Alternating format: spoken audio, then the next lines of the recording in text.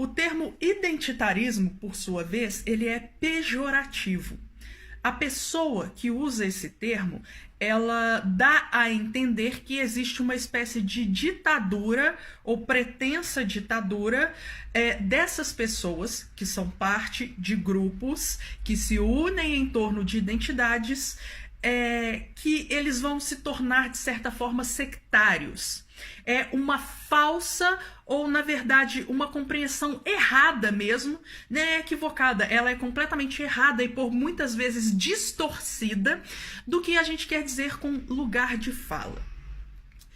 Identidade, basicamente, falando a grosso modo, é a sua posição de sujeito numa sociedade. A posição de sujeito que você ocupa na sociedade, ela vai determinar o modo como você enxerga as coisas, o seu conhecimento de mundo, a forma como você experiencia certas vivências. Esse é o lugar de fala. É aquilo que você vivenciou em primeira mão e a respeito do qual você pode falar como alguém que sofreu a opressão de estar naquele lugar. Por exemplo, a pessoa negra, ela sofre racismo. A pessoa branca não sofre racismo.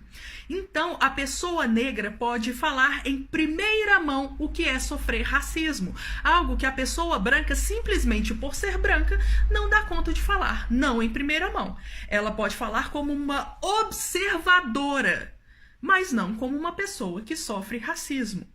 E aí, quando a gente aponta esse tipo de questão, a gente tem aquele velho problema da galera achar que a gente está, no caso das pessoas negras, por exemplo, falando, olha, você não tem lugar de fala para descrever a respeito de algo, está querendo dizer que ela está interditando a fala da outra pessoa, que ela está silenciando a outra pessoa, quando na verdade ela só está apontando que a pessoa não sofre em primeira mão a opressão daquela outra pessoa que tem o lugar de fala.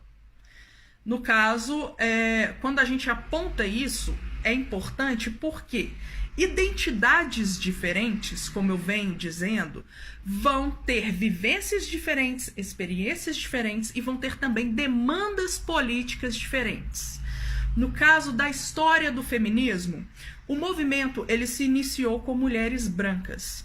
Acontece que as demandas das mulheres brancas não contemplavam mulheres negras. Muito pelo contrário, houve mulheres brancas feministas que se associaram a escravocratas e que estavam dispostas a rifar o direito das pessoas negras, e principalmente das mulheres negras, para que elas tivessem as suas pautas, as suas demandas políticas atendidas.